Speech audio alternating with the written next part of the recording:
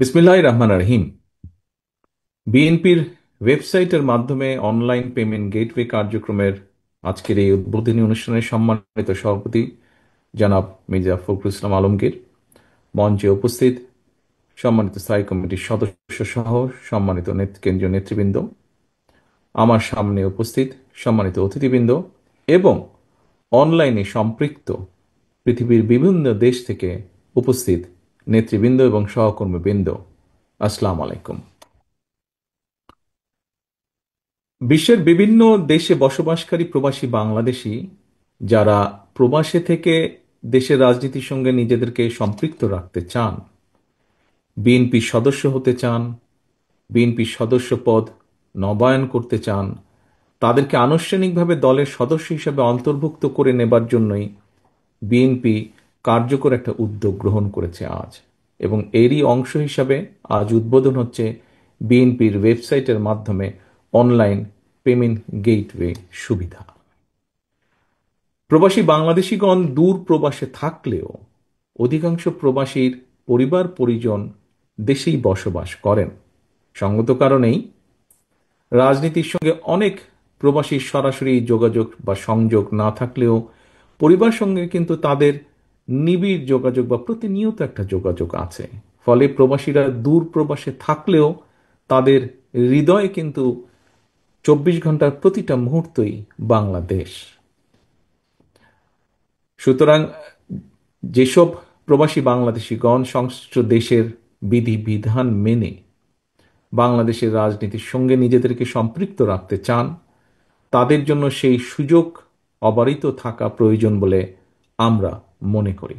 এবং সেই বিবেচনায় প্রবাসীদেরকে সহজেই রাজনৈতিক দলের সদস্য করার ক্ষেত্রে বিএনপির এই উদ্যোগ একটি ইতিবাচক উদ্যোগ হিসেবেই আমরা বিবেচনা করি। উপস্থিত সম্মানিত নেতৃবৃন্দ, অতিথিবৃন্দ, প্রিয় সহকর্মীবৃন্দ, বিশ্বের বিভিন্ন দেশে কম বেশি প্রায় 1.5 কোটি প্রবাসী বাংলাদেশী বসবাস করছেন। চাকরি কিংবা পেশাগত কারণে অনেকে যেমন প্রবাসী হয়েছেন, ঠিক একইভাবে বিগত 15-16 বছরে কেউ কেউ ফ্যাসিস্টের রোশনালে পড়েও প্রবাসী হতে বাধ্য হয়েছেন। এইসব প্রবাসী বাংলাদেশিদের অনেকেই বিগত 1.5 দশকেরও বেশি সময় ধরে চলা বাংলাদেশের ফ্যাসিবাদ বিরোধী আন্দোলনে বিভিন্নভাবে যার যার অবস্থান থেকে অত্যন্ত সোচ্চার ভূমিকা রেখেছেন। দেশে গণতন্ত্র এবং মানবাধিকার প্রতিষ্ঠার আন্দোলনে নিরলস ভূমিকার জন্য আমি প্রবাসীদেরকে জানাই, প্রবাসী সকল ভাই বোনদেরকে জানাই আন্তরিক অভিনন্দন। প্রিয় প্রবাসী বাংলাদেশি ভাই বোনেরা, বিশ্বায়নের এই সময়ে বিশ্বের এক দেশের মানুষ অন্য দেশে চাকরি, ব্যবসা, বাণিজ্য কিংবা বসবাস করবেন, এটি বিশ্ব সমাজের বর্তমানে একটি স্বাভাবিক নিয়মই বলা যায়। তবে নানা বাস্তবতায় প্রবাসে থাকলেও কেউ যেন জন্মভূমি সবৃদ্ধি ভূমিকায় লিপ্ত হতে না পারেন, এই ব্যাপারে দেশপ্রেমিক প্রতিটি বাংলাদেশীর সতর্ক এবং সজাগ থাকা অত্যন্ত প্রয়োজন, বিশেষ করে বর্তমান অবস্থায়। প্রবাসী বাংলাদেশি ভাই বোনেরা লাখো প্রবাসী দূর প্রবাস থেকে কষ্ট করে মাথার ঘাম পায়ে ফেলে বাংলাদেশে রেমিটেন্স পাঠান। আপনারা জিডিপিতে রেমিটেন্সের অবদান এই মুহূর্তে 6 থেকে প্রায় 7%। সুতরাং দেশে প্রবাসীদের পরিবার এবং তাদের অর্থ সম্পদের নিরাপত্তা নিশ্চিত করা রাষ্ট্রের অন্যতম বিশেষ দায়িত্ব বলে আমরা মনে করি। প্রবাসী বাংলাদেশিগণ দীর্ঘদিন থেকেই জাতীয় নির্বাচনে ভোট প্রদানের অধিকার এবং সুযোগ চেয়ে আসছিলেন। আসন্ন নির্বাচনে তাদের সেই আশা অনেকাংশেই পূরণ হতে যাচ্ছে। এবারই প্রথমবারের মতন বিভিন্ন দেশের প্রায় 50 লক্ষের মতন প্রবাসী আসন্ন জাতীয় নির্বাচনে ভোটদানের সুযোগ পাচ্ছেন। আমি প্রবাসী ভাই বোনদের ভোট প্রদানের এই সুযোগকে জন্মস্থানের প্রতি প্রবাসী বাংলাদেশিদের অধিকার এবং অবদানের একটি সম্মানজনক স্বীকৃতি হিসেবে বিবেচনা করি। প্রবাস থেকে এবারই প্রথমবারের মতন ভোট দেওয়ার সুযোগ সৃষ্টির কারণে ভোট গ্রহণ প্রক্রিয়াটি কারো কারো কাছে কিছুটা জটিল মনে হতে পারে।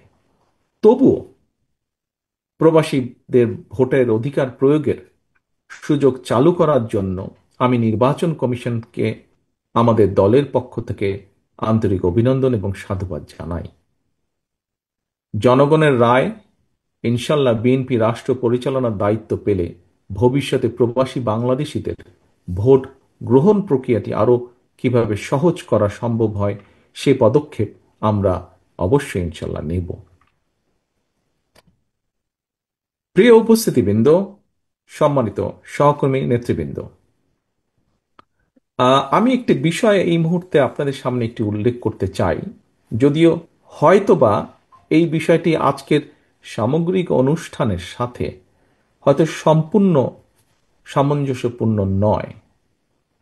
তবে একজন মায়ের সন্তান হিসাবে, একজন নারীর স্বামী হিসাবে, একজন কন্যা সন্তানের পিতা হিসাবে সেই দৃষ্টিকোণ থেকে একটি বিষয় আপনাদের সামনে আমি উল্লেখ করতে চাই আজকের এই অনুষ্ঠানে। প্রিয় সকল উপস্থিতিবৃন্দ, দেশে এবং বিদেশে আমাদের জনসংখ্যার প্রায় অর্ধেক নারী, অথচ নারীদের নিরাপত্তার ব্যাপারে রাষ্ট্র এবং সমাজের উদাসীনতা ইদানিং মনে হয় একটু প্রকট হয়ে উঠছে, অথবা কোথায় জানি কি একটা সন্দেহ দোলা দিয়ে উঠছে। আমি গতকালকের একটি পত্রিকায় একটি নিউজ প্রকাশিত হয়েছে, একটি রিপোর্ট প্রকাশিত হয়েছে। সেই রিপোর্টে দেখলাম গত অগস্ট মাসে সারা দেশে 93 জন নারী ধর্ষণের শিকার হয়েছেন। গণধর্ষণের ঘটনা ঘটেছে 14টি। এর ভেতর 7 জনকে ধর্ষণের পরে হত্যা করা হয়েছে। আর এই সময়ের মধ্যে 98 জন নারী হত্যার শিকার হয়েছেন।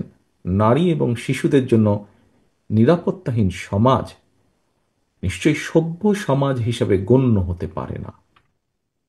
আমি শুধু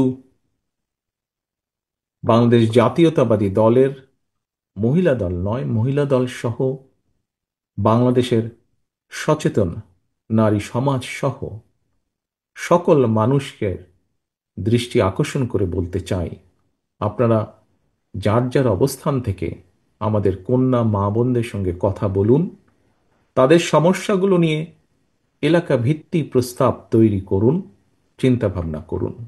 নারীদের নিরাপত্তা নিশ্চিত করার বিষয়ে রাষ্ট্র অবশ্যই উদাসীন থাকতে পারে না।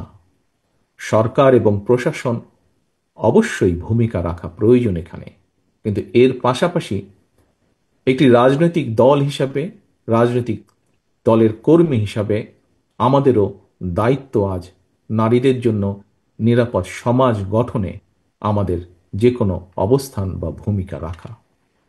নারী এবং শিশুদের নিরাপত্তা রক্ষায় সামাজিক উদ্যোগ আমার ব্যক্তিগত অনুভূতি অত্যন্ত জরুরি হয়ে পড়েছে। সম্মানিত সকল উপস্থিতিবৃন্দ, নেতৃবৃন্দ, এবার আমি দেশে প্রবাসে বিএনপি তথা বাংলাদেশের জাতীয়তাবাদী শক্তির প্রতিটি নেতাকর্মী, শুভাকাঙ্ক্ষী, সমর্থকদের উদ্দেশ্যে দু একটি কথা বলতে চাই। প্রতিষ্ঠার পর থেকে বিভিন্ন সময়ে বিএনপি দেশি বিদেশি ষড়যন্ত্রের শিকার হয়েছে। তবে বিএনপি প্রতি দেশের গণতন্ত্র এবং স্বাধীনতা প্রিয় জনগণের আকুণ্ঠ সমর্থনের কারণে ষড়যন্ত্রকারীরা অধিকাংশ সময় প্রত্যাখ্যাত হয়েছে। এবং বাস্তবতা হচ্ছে গণতান্ত্রিক জনগণের কাছে বিএনপি একটি বিশ্বস্ত রাজনৈতিক প্রতিষ্ঠান। যেভাবে আজকের সম্মানিত সভাপতি, অনুষ্ঠানের সম্মানিত সভাপতি বলেছেন কিভাবে বিএনপি এদেশে বহুদলীয় গণতন্ত্র চালু করেছে, কিভাবে শহীদ জিয়ার সময় বহুদলীয় গণতন্ত্র, এবং কিভাবে দেশনেত্রী খালেদা জিয়ার সময় রাষ্ট্রপতি শাসন ব্যবস্থা থেকে সংসদীয় শাসন ব্যবস্থায় দেশকে নিয়ে এসেছে। সেজন্যই একটি বিশ্বস্ত রাজনৈতিক প্রতিষ্ঠান বিএনপি গণতন্ত্রকামী জনগণের কাছে যুগের পর যুগ ধরে জনপ্রিয়তার যে এই ধারা, এটি বিএনপি ধরে রেখেছে, ধরে রাখার চেষ্টা করেছে। গণতান্ত্রিক বিশ্বের রাজনৈতিক দলগুলোর সাফল্যের ইতিহাস যদি আমরা পর্যালোচনা করি, বিএনপির অবস্থান এক্ষেত্রে যথেষ্ট গৌরবের। এই জন্য আমি সবার আগে দেশের গণতান্ত্রিক আমি জনগণের প্রতি জানাই আমার আন্তরিক কৃতজ্ঞতা। বিএনপির প্রতিষ্ঠাতা স্বাধীনতার ঘোষক শহীদ জিয়ার প্রতি জানায় বিনম্র শ্রদ্ধা। একই সাথে বিএনপির এই গৌরবজনক পথ চলায় mother of democracy Begum Khaleda জিয়ার প্রতিও আমাদের অশেষ কৃতজ্ঞতা। দেশনেত্রীর সম্মানী নেতৃত্ব, ব্যক্তিত্ব বিএনপিকে পৌঁছে দিয়েছে বাংলাদেশের প্রতিটি জনপথে, প্রতিটি ঘরে ঘরে। বিএনপির গৌরবের এই দীপ্ত মশাল ঊর্ধ্বে তুলে সামনে এগিয়ে চলা আমাদের প্রতিটি নেতাকর্মীর পবিত্র দায়িত্ব। প্রিয় নেতাকর্মী, শুভাকাঙ্ক্ষী, সমর্থক বৃন্দ, এইসব কথাগুলো বলার পেছনে নিঃসন্দেহে একটি কারণ রয়েছে। শুধুমাত্র বিএনপির বিজয় ঠেকাতে গিয়ে পতিত পরাজিত পলাতক স্বৈরাচার দেশে ফ্যাসিবাদ কায়েম করেছিল, দেশের নির্বাচনী ব্যবস্থাকে বিগত 15 বছরে সম্পূর্ণভাবে ধ্বংস করে দিয়েছিল। উদ্বেগ এবং আশ্চর্যের বিষয় হচ্ছে, ফ্যাসিবাদ মুক্ত বাংলাদেশেও বর্তমানে বিএনপির বিজয় ঠেকাতে সংঘবদ্ধ অপপ্রচার এবং অপকৌশল দৃশ্যমান হতে শুরু করেছে। তবে আমি দৃঢ়ভাবে বিশ্বাস করি, জাতীয়তাবাদী শক্তিতে বিশ্বাসী, বাংলাদেশি জাতীয়তাবাদী শক্তিতে বিশ্বাসী প্রতিটি মানুষ, আপনারা যদি ঐক্যবদ্ধ থাকেন, তাহলে কোনো ষড়যন্ত্রই বিএনপিকে জনগণ থেকে বিচ্ছিন্ন করতে পারবে না ইনশাল্লাহ। পতিত পরাজিত পলাতক স্বৈরাচারের শাসন আমলে জনমনে জাতীয় নির্বাচন নিয়ে কোনোই আগ্রহ ছিল না। আর বর্তমান অন্তর্বর্তীকালীন সরকারের সময় জনমনে কোনো কোনো ক্ষেত্রে জিজ্ঞাসা বাড়ছে, যথাসময়ে কি নির্বাচন হবে? কিন্তু প্রিয় উপস্থিতিবৃন্দ, এমন তো হবার কথা ছিল না। নির্বাচন অনুষ্ঠান নিয়ে জনমনে সৃষ্ট সংশয়, সন্দেহ গণতন্ত্রের উত্তরণের পথকে হয়তোবা সংকটপূর্ণ করে তুলতে পারে।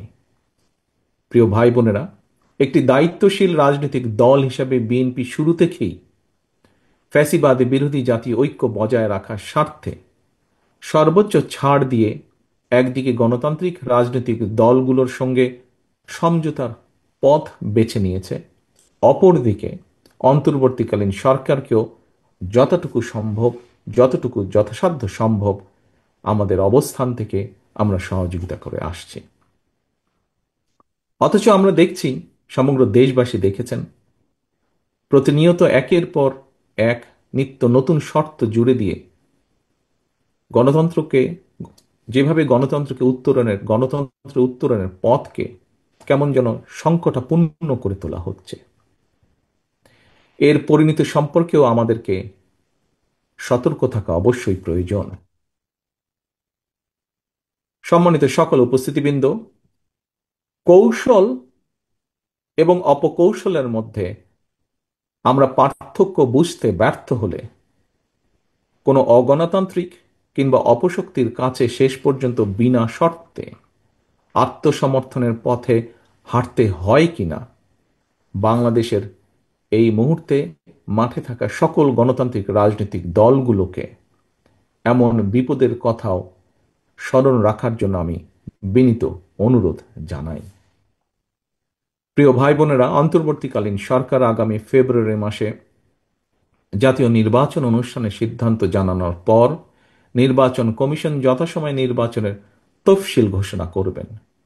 জনগণের বহুল প্রতীক্ষিত এই নির্বাচনে অংশগ্রহণের লক্ষ্যে গণতান্ত্রিক জনগণকে সঙ্গে নিয়ে বিএনপি সম্ভাব্য সকল প্রস্তুতি সম্পন্ন করছে। এর অংশ হিসাবে দেশের 300 সংসদীয় আসনে বিএনপি দলীয় প্রার্থী কিংবা বিএনপি সমর্থিত প্রার্থীরা মনোনয়ন চূড়ান্ত করার প্রক্রিয়া প্রায় চূড়ান্ত ধাপে রয়েছে। জনসমর্থিত এবং জনপ্রিয় দল হওয়ার কারণে প্রতিটি নির্বাচনী আসনে বিএনপির একাধিক যোগ্য প্রার্থী মনোনয়ন প্রত্যাশা করছেন, করাটাই স্বাভাবিক। একটি রাজনৈতিক দলের জন্য এটি অবশ্যই গৌরব এবং সম্মানের। দেশের প্রতিটি সংসদীয় আসনে বিএনপির একাধিক যোগ্য এবং জনপ্রিয় প্রার্থী থাকা সত্ত্বেও প্রত্যেককে প্রতিটি মানুষকে নিশ্চয়ই মনোনয়ন দেওয়া সম্ভব নয়।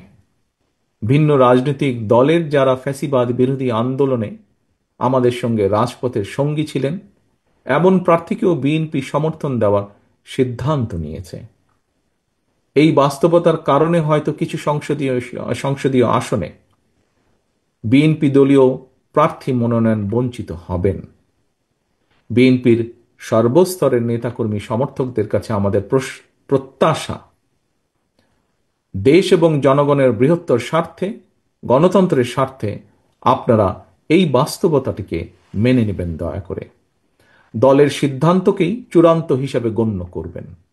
আপনাদেরকে আমি আবারও স্বাধীনতার ঘোষকের সেই কথাটি স্মরণ করিয়ে দিতে চাই, ব্যক্তির চেয়ে দল বড়, দলের চেয়ে দেশ বড়। শীঘ্রই পর্যায়ক্রমে বিভিন্ন আসনে বিএনপির মনোনীত দলীয় প্রার্থীদের নাম আমরা জানিয়ে দেব দলের পক্ষ থেকে।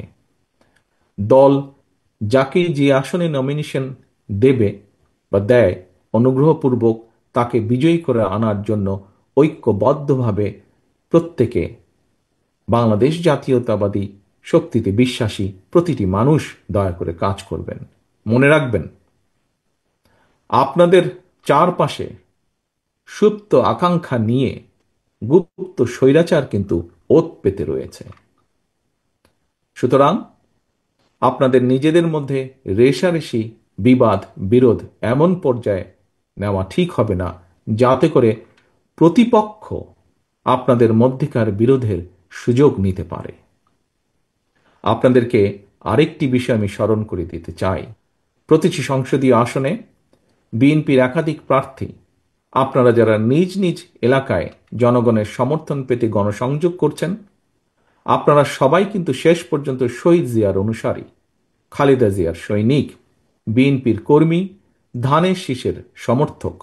মনে রাখবেন, ধানের শীষ জিতলে আপনি জিতেছেন বা জিতছেন বা জিতবেন। বিজয়ী হবেন দেশ এবং গণতন্ত্র। সবশেষে নেতাকর্মীদের প্রতি আমার আহ্বান, স্বাধীনতার ঘোষকের প্রতি অমর্যাদা হয় দেশ এবং জনগণের জন্য মাদার অফ ডেমোক্রেসির অবদান প্রশ্নবিদ্ধ হয়, আপনারা এমন কোনো আচরণ দয়া করে করবেন না। সারা দেশে বিএনপির লাখো কোটি সমর্থক বিব্রত হয়, আপনারা কেউ এমন কোনো আচরণ দয়া করে করবেন না। আপনারা জনগণের সঙ্গে থাকুন, জনগণকে সঙ্গে রাখুন। আপনাদের সামনে আমি আবারও সেই স্লোগানটি উচ্চারণ করতে চাই, ভোট দিলে ধানের শীষে, দেশ গড়ব মিলেমিশে। সবশেষে আমি বিএনপির ওয়েবসাইটের মাধ্যমে অনলাইন পেমেন্ট গেটওয়ে কার্যক্রমের শুভ উদ্বোধন ঘোষণা করছি। তথ্য প্রযুক্তির অগ্রযাত্রার সঙ্গে সঙ্গে তাল মিলিয়ে বিএনপির দলীয় কার্যক্রমকে এগিয়ে নেওয়ার এই ইতিবাচক উদ্যোগের জন্য আমি বিশেষভাবে বিএনপির আইসিটি বিভাগ এবং এই উদ্যোগের সঙ্গে যারা জড়িত রয়েছেন সবাইকে আবারও আন্তরিক ধন্যবাদ জানিয়ে আমার বক্তব্য শেষ করছি। আল্লাহ হাফিজ। বাংলাদেশ জিন্দাবাদ। বাংলাদেশ জাতীয়তাবাদী দল জিন্দাবাদ।